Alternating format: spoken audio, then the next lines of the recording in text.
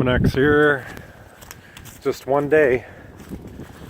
One day we set out the traps. We already located how the raccoons were getting on the roof, and this job was delayed for 3 weeks. We had to negotiate, and he was out of town, so he's doing work on the house.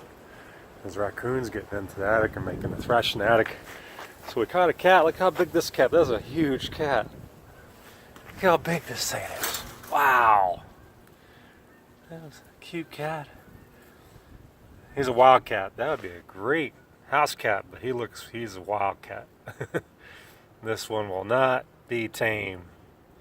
He'd make a nice yard cat though. Look at him. He's pretty. Let's see how feisty he is.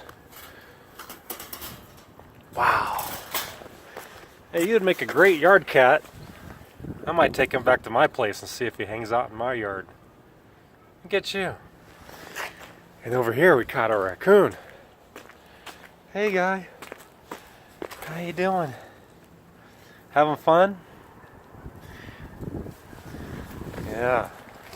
Yeah, we're gonna take you to the preserves and let you go. And I'm sure you got a family to go to. We'll take care of it. So we're gonna relocate him. Very good news.